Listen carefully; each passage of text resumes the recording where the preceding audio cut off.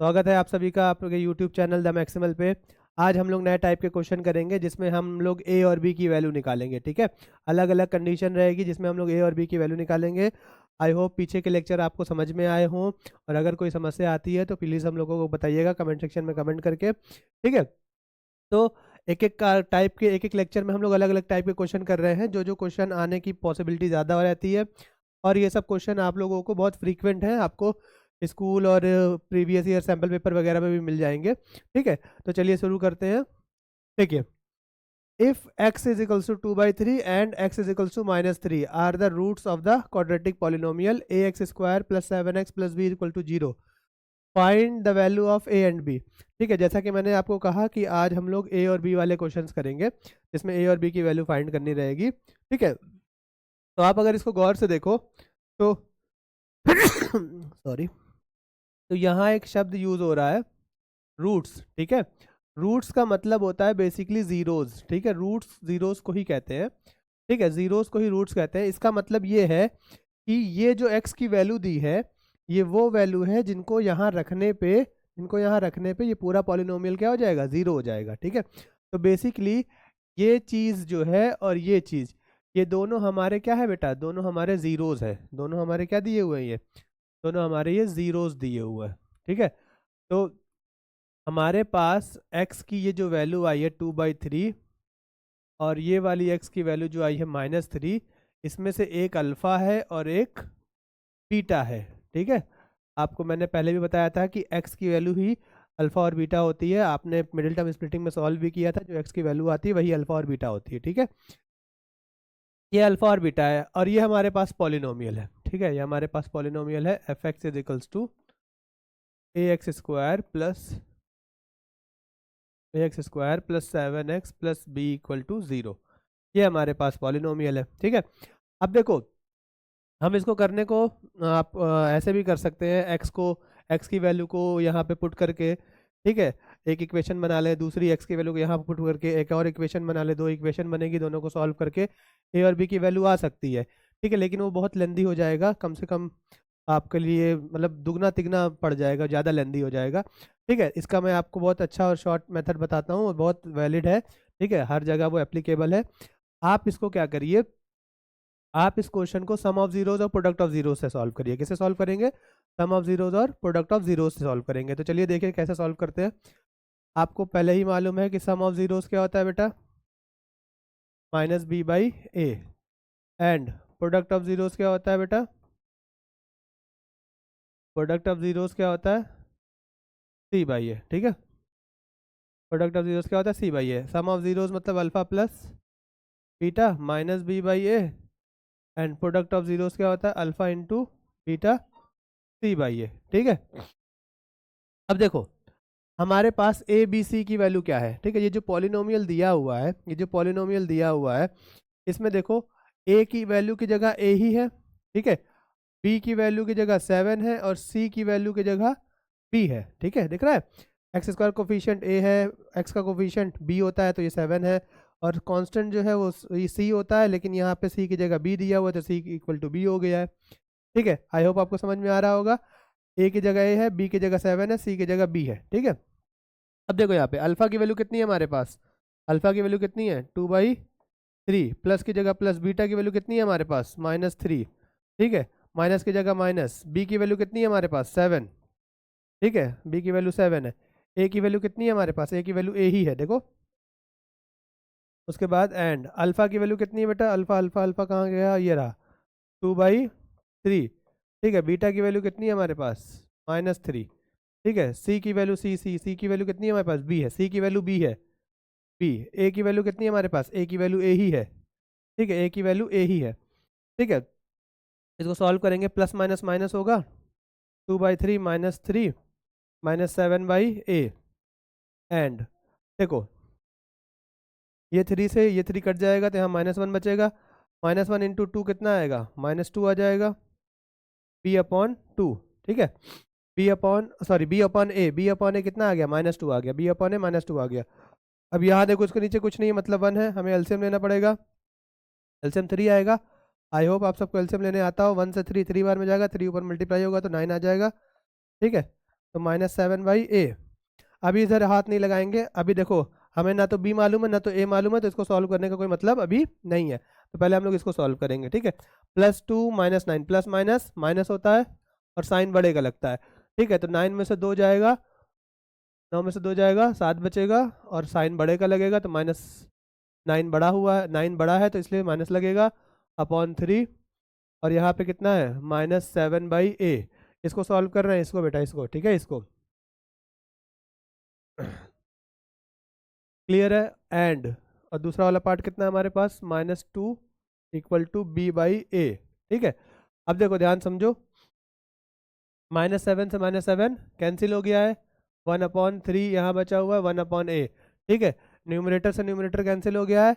देखो यहाँ पे इसको इधर प्लस वगैरह कुछ नहीं लगा है, इधर कुछ भी प्लस वगैरह नहीं लगा है, इसलिए न्यूमरेटर से न्यूमरेटर कैंसिल हो रहा है, ठीक है, क्योंकि ये इंडिविजुअल न्यूमरेटर डिनोमिनेटर है और ये इंडिविजुअल न्यूमरेटर डिनोमिनेटर है, ठीक है। अब यहाँ देखो इसको कॉपी कर लो, ये इधर वाला कॉपी होता चला जाएगा, इधर वाला आपका कॉपी होता चला जाएगा। अब देखो इसको क्रॉस मल्टीप्लाई कर लो, ठीक है। a × 1 a आ जाएगा, 3 × 1 3 आ जाएगा। तो a की वैल्यू कितनी आ गई, 3 आ गई। a की वैल्यू 3 आ गई तो यहाँ वैल्यू पुट कर लो, a की जगह, a की जगह 3 पुट करो आप, ठीक है। इधर मल्टीप्लाई कर दोगे तो 3 × -2 आ जाएगा आपका -6। तो ये रही आपकी a और b की वैल्यू, ठीक है। ये आपकी a और b की वैल्यू आ गई है और यही आपका आंसर है, यही आपको निकालना था। क्लियर है, आई होप आपको समझ में आया होगा। कोई भी समस्या होगी कमेंट सेक्शन में कमेंट करिए, इसका स्क्रीनशॉट ले लीजिए, मैं हट जा रहा हूँ। चलिए एक और क्वेश्चन हमारे पास है, इसमें भी हमें देखिए a की वैल्यू फाइंड करनी है। उसमें ध्यान दीजिएगा, उसमें हमें a और b दोनों की वैल्यू फाइंड करनी थी, इसलिए वो थोड़ा बड़ा हो गया, उसको आप 1-2 बार देखिएगा, वो आपको क्लियर हो जाएगा। थोड़ी सी लेंदी हो गया था वो वाला क्वेश्चन। इसमें देखो, इसमें हमें सिर्फ a की वैल्यू फाइंड करनी है, तो ये क्वेश्चन मेरे ख्याल से छोटा होगा, ठीक है। चलिए देखते हैं कैसे करते हैं इनको, क्या दिया है क्वेश्चन में, पहले ये देख लेते हैं। देखो, if x + a is a factor of polynomial 2x² + 2ax + 5x + 10, find the value of a। मतलब ये है, मतलब ये कहने का है उनका कि जो जो x + a है is a factor. x + a क्या है बेटा, फैक्टर है। और याद करो आप, मैं आपको बता दूं कि जब भी आप पिछले लेक्चर्स में जब भी आप किसी क्वाड्रेटिक पॉलिनोमियल को सॉल्व करते थे, तो सॉल्व करते करते लास्ट में आपको ऐसे ब्रैकेट में 2 फैक्टर्स मिलते थे, है ना। यहाँ इक्वल टू हम 0 करते थे, याद आ रहा होगा। यहाँ आपको 2 फैक्टर लास्ट में मिलते थे, ठीक है। और यही इन्हीं 2 में से एक फैक्टर आपको यहाँ दिया हुआ है, इन्हीं 2 में से एक फैक्टर आपको दिया हुआ है। फैक्टर का मतलब ये होता है कि जो पॉलिनोमियल आप सॉल्व करते थे क्वाड्रेटिक पॉलिनोमियल, लास्ट में जो ब्रैकेट में 2 फैक्टर, 2 ऐसे ब्रैकेट में मल्टीप्लाई में आते थे ना, उन्हीं को फैक्टर्स कहते हैं, ठीक है। तो इसको आप इसके बाद स्टेप क्या रहता था, जो भी फैक्टर रहता था उसको आप 0 से इक्वेट कर लेते थे, फिर यहाँ एंड लिखते थे, फिर दूसरा जो फैक्टर रहता था उसको 0 से इक्वेट कर लेते थे, और फिर यहाँ से x की वैल्यू निकाल लेते थे, जो भी आती थी, यहाँ से जो भी 2x की वैल्यू आती थी वो निकाल लेते थे। तो फैक्टर का मतलब होता है ये चीज, ठीक है। तो आप यहाँ ध्यान दीजिए कि x + a जो है ये फैक्टर है, x + a जो फैक्टर है पॉलिनोमियल का, फैक्टर ऑफ पॉलिनोमियल का, ठीक है। तो इसका मतलब है x + a को भी हमें 0 से इक्वेट करना पड़ेगा, क्योंकि यहाँ पे हर फैक्टर को हम 0 से क्या करते हैं, इक्वेट करते हैं। इसको भी 0 से इक्वेट करते हैं, इसको भी 0 से इक्वेट करते हैं। तो यहाँ पे x + a को भी हमें 0 से इक्वेट करना पड़ेगा, तब जाके हमारे पास a की वैल्यू आएगी। तो चलिए शुरू करते हैं। ये फैक्टर ऑफ पॉलिनोमियल दिया हुआ है, तो x + a को आप 0 से इक्वेट करेंगे, तो x की वैल्यू क्या आएगी, यहाँ +a उधर जाएगा तो -a आ जाएगा, x इधर प्लस में a है, उधर जाएगा तो माइनस में a आ जाएगा। और हमारे पास पॉलिनोमियल क्या दिया हुआ है बेटा, देखो 2x² + 2ax + 5x + 10। ध्यान दो यहाँ पे x = -a, हमने जानबूझ के a की वैल्यू, x की वैल्यू निकाल ली है, जानबूझ के यहाँ पे x की वैल्यू निकाली है ताकि हम यहाँ पे पुट कर सकें। जैसे आपने पिछले क्वेश्चन में देखा था कि x की वैल्यू गिवन थी हमको, हमने x की वैल्यू को पॉलिनोमियल पे पुट कर दिया था, लेकिन यहाँ पे फैक्टर गिवन था, तो फैक्टर को पहले हमने 0 से इक्वेट किया है, फिर x की वैल्यू निकाली है, फिर यहाँ पुट करेंगे।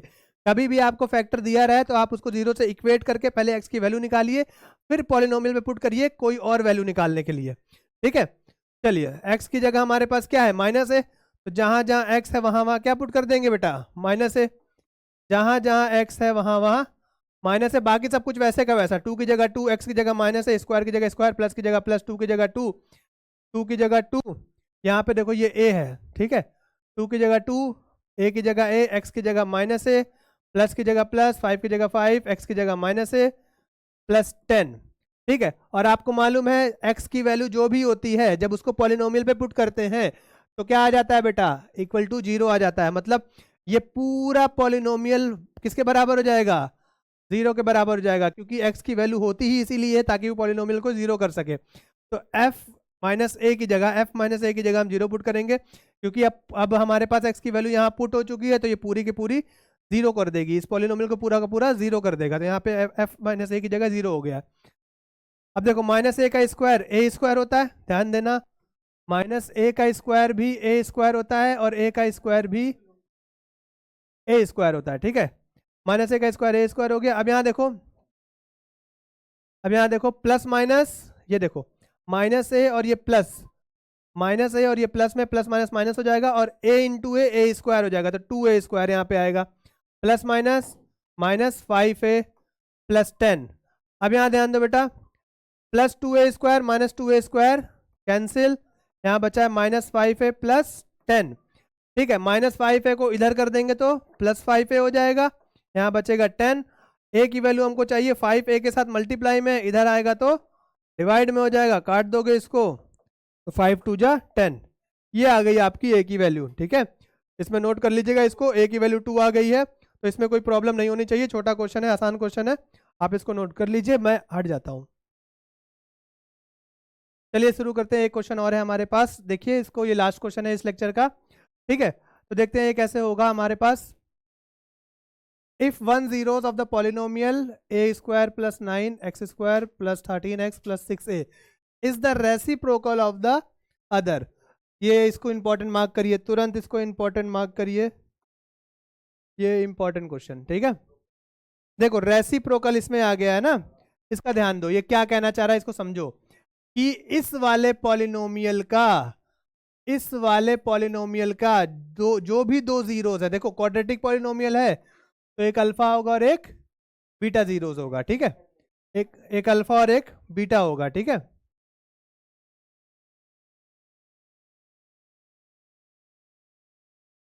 एक मिनट, ये अब दिख रहा है, एक अल्फा होगा एक बीटा होगा, ये वाले क्वाड्रेटिक पॉलिनोमियल के जो दो जीरोस होंगे, एक अल्फा होगा और एक बीटा होगा। सबसे बड़ी बात ये क्या कह रहा है कि one zeros of the polynomial is the reciprocal of the other zeros, मतलब एक जीरोस दूसरे का रेसिप्रोकल है, एक अगर 2 है तो दूसरा 1/2 हो जाएगा, एक अगर 3 है तो दूसरा 1/3 हो जाएगा। क्लियर है बात, तो इस चीज का ख्याल आप रखिएगा, ठीक है। तो हम पहले यहाँ पे देखो कैसे लेट करेंगे, उस पे तो बाद में जाएंगे, क्वाड्रेटिक पॉलिनोमियल पे तो बाद में जाएंगे, पहले जीरोस को हम चेक करेंगे। लेट कर लो 1 0 ऑफ पॉलिनोमियल, 1 0 ऑफ पॉलिनोमियल एक अल्फा ले लो, और जो सेकंड जीरोस है वो 1/अल्फा हो जाएगा, मतलब बीटा की जगह मैं क्या लिख रहा हूं, 1/अल्फा लिख रहा हूं, जैसा क्वेश्चन में कहा गया है, ठीक है। दो जीरोस है, एक अल्फा और एक बीटा, ठीक है। तो अल्फा को हमने अल्फा मान लिया एज इट इज, और बीटा को 1/अल्फा माना है, क्योंकि यहां बोला गया है कि एक जीरो दूसरे का क्या है बेटा, एक जीरो दूसरे का रेसिप्रोकल है। क्लियर हो रही है बात, मेरे ख्याल से आपको अब तक समझ में आ गया होगा कि एक जीरो अल्फा है, दूसरा जीरो इसका रेसिप्रोकल है, एक 2 है तो एक 1/2 है, तो एक अल्फा है तो ये 1/अल्फा हो गया, बीटा की जगह हमने 1/अल्फा लेट कर लिया। अच्छा, उसके बाद यहां ध्यान दीजिए, अब हमें ए की वैल्यू निकालनी है, हमको ए की वैल्यू निकालनी है, ठीक है। तो ए की वैल्यू निकालनी है तो हमारे पास देखो दो ऑप्शन है, या तो हम सम ऑफ जीरोस से निकाल लें, sum of zeros minus B by A से होता है, और या तो हम प्रोडक्ट ऑफ जीरोस से निकाल लें, product of zeros C by A होता है, ठीक है, product of zeros C by A होता है। मैं आपको सम ऑफ जीरोस और प्रोडक्ट ऑफ जीरोस से निकालने की बात क्यों कह रहा हूं, क्योंकि यहाँ अल्फा और बीटा की कोई वैल्यू नहीं है, आपने इससे पहले वाले क्वेश्चनों में देखा होगा कि अल्फा और बीटा की वैल्यू रहती थी, तो हम लोग क्या करते थे, उसको पॉलिनोमियल में एक्स की जगह पुट कर देते थे और उसको पुट करके सॉल्व कर देते थे, तो हमारे पास ए और बी की वैल्यू आ जाती थी, जो भी हमको निकालना रहता था। लेकिन यहाँ समस्या ये है कि ना तो हमें अल्फा की वैल्यू दी है, ना हमको बीटा की वैल्यू दी है, बस एक रिलेशन बता दिया है कि अल्फा और बीटा जो है एक दूसरे के रेसिप्रोकल है, मतलब एक अल्फा होगा तो दूसरा 1/अल्फा होगा। तो देखो, अगर मैं सम ऑफ जीरोस लगाता हूं, अगर मैं सम ऑफ जीरोस लगाता हूं, ध्यान से मेरी बात सुनिएगा, अगर मैं सम ऑफ जीरोस लगाता हूं, अल्फा प्लस बीटा करता हूं माइनस, और बी की जगह देखो ये 13 पुट होगा, बी की जगह 13 पुट हो जाएगा, और ए की जगह हमारे पास पुट हो जाएगा ए स्क्वायर प्लस 9। ठीक है, और यहाँ ध्यान दो, और जो हमारे पास ये बीटा की वैल्यू है, जो हमारे पास ये बीटा की वैल्यू है, बीटा की जगह क्या पुट होगा, 1/अल्फा पुट हो जाएगा। ध्यान से समझना इस चीज को, बीटा की जगह 1/अल्फा पुट होगा। तो अब इसको गौर से अगर आप देखो, इस चीज को अगर गौर से आप देखो, alpha plus one by alpha minus 13/a² plus 9। अब आपको यहाँ पे दो दो आपको अननोन फिगर दिख रहे हैं, एक अल्फा अननोन है आपको, एक ए अननोन है।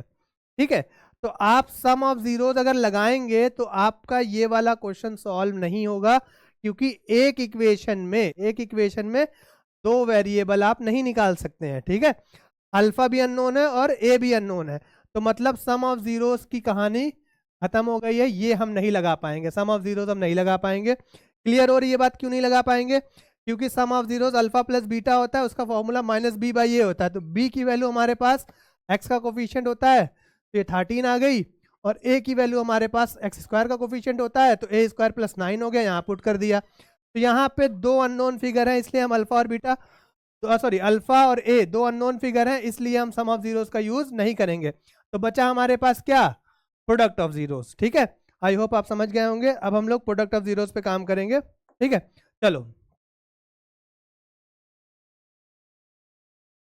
प्रोडक्ट ऑफ जीरोस कितना है बेटा, c/a है, अल्फा इंटू बीटा कितना होता है, c/a। ठीक है, अब यहाँ पे देखो पॉलिनोमियल मैंने नहीं लिखा है, तो आप यहाँ पे पॉलिनोमियल लिख लीजिएगा। ठीक है, मैं लिखना भूल गया था, ये fx करके आप इसको लिख लीजिएगा। fx कितना दिया हमारे पास, a² plus 9 x² plus 13x plus 6a। ठीक है, क्लियर हो रही है बात। अब यहाँ पे आप कोफिशिएंट भी लिख सकते हैं, a की वैल्यू कितनी है बेटा, a की वैल्यू a² प्लस 9, b की वैल्यू कितनी है 13, c की वैल्यू कितनी है 6a। ठीक है, ये आपके कोफिशिएंट है। ठीक है, ये आपके कोफिशिएंट है, और बीटा जो है 1/अल्फा दिया हुआ है। देखो x² का कोफिशिएंट a² प्लस 9 है, ठीक है, x का कोफिशिएंट 13 है, और कांस्टेंट आपका 6a है। क्लियर हो रही है बात। अब देखो अल्फा की जगह तो अल्फा ही पुट होगा, बीटा की जगह क्या वैल्यू है बेटा इसकी, बीटा की जगह क्या वैल्यू है 1/अल्फा, बीटा की जगह 1/अल्फा। ठीक है,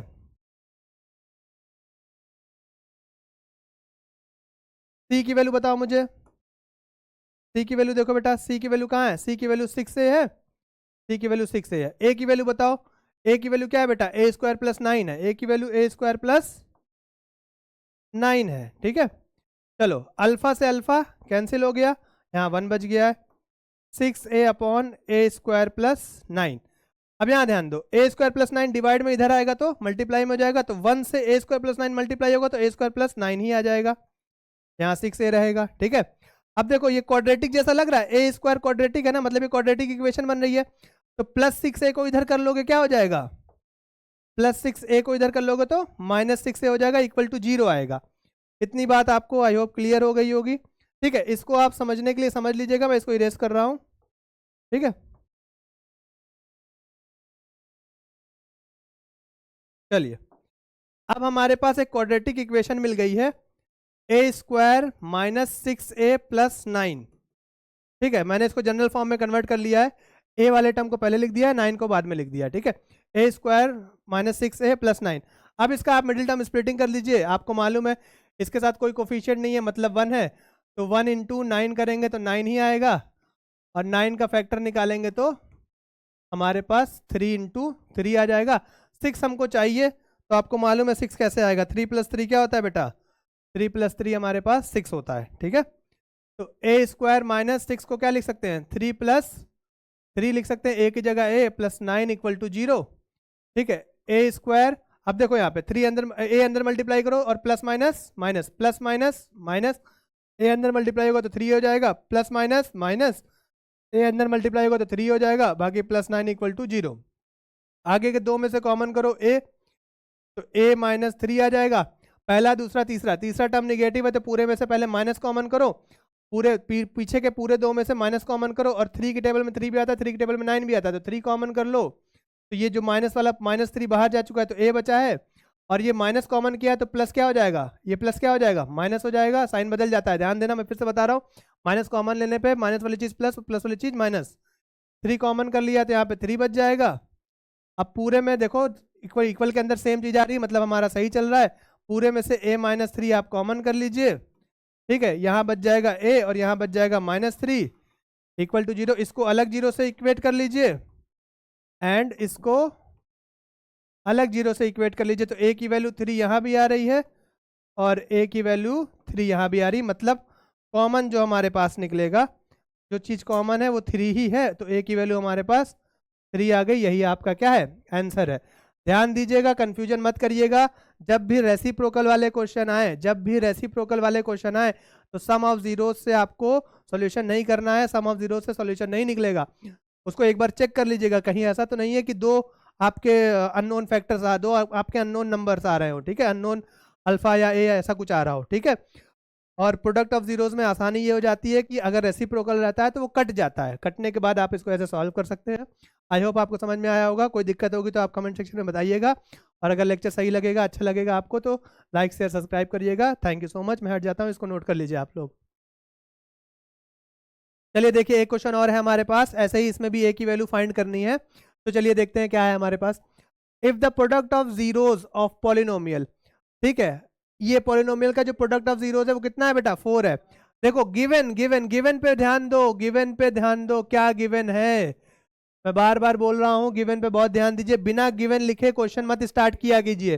देखो, if the product of the zeros of polynomial is 4, मतलब पॉलिनोमियल का जो प्रोडक्ट है, प्रोडक्ट ऑफ जीरोस है, पॉलिनोमियल का जो प्रोडक्ट ऑफ जीरोस है, जो प्रोडक्ट ऑफ पॉलिनोमियल का जो प्रोडक्ट ऑफ जीरोस है वो हमें गिवन है, वो हमें गिवन है 4, मतलब अल्फा इंटू बीटा कितना गिवन है, 4 गिवन है, ठीक है। और पॉलिनोमियल क्या है बेटा, पॉलिनोमियल हमारे पास है ax² - 6x - 6, उसके बाद बोल रहा है कि फाइंड द वैल्यू ऑफ ए की वैल्यू हमको फाइंड करनी है, ठीक है, ए की वैल्यू हमको फाइंड करनी है। तो चलिए देखिए कैसे होता है।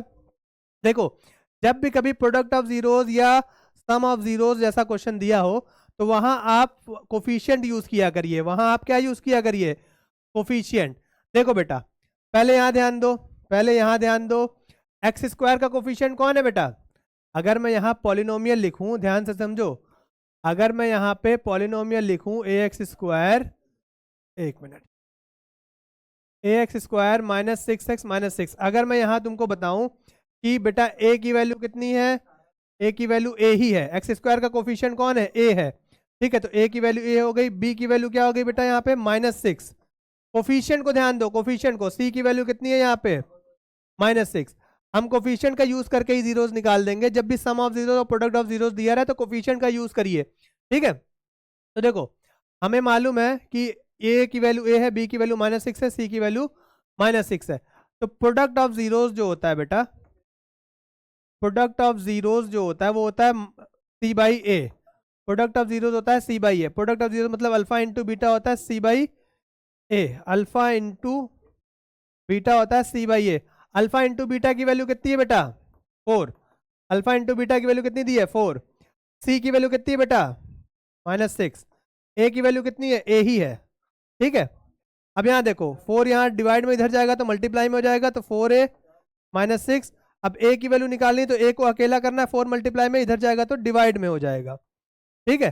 काट लो, इसको काटो, 2 के टेबल में काटो, 2 के टेबल में 6 जो है वो 3 बार में जाएगा और 4 जो है वो 2 बार में जाएगा, तो -3/2, -3/2 a की वैल्यू आ गई, और यही आपका क्या है बेटा आंसर है। देखो कितना आसान था, जब भी प्रोडक्ट ऑफ जीरोस और सम ऑफ जीरोस दिया रहे तो आप कोफिशिएंट का यूज करिए, कोफिशिएंट से ये बहुत आसानी से निकल जाता है, ठीक है।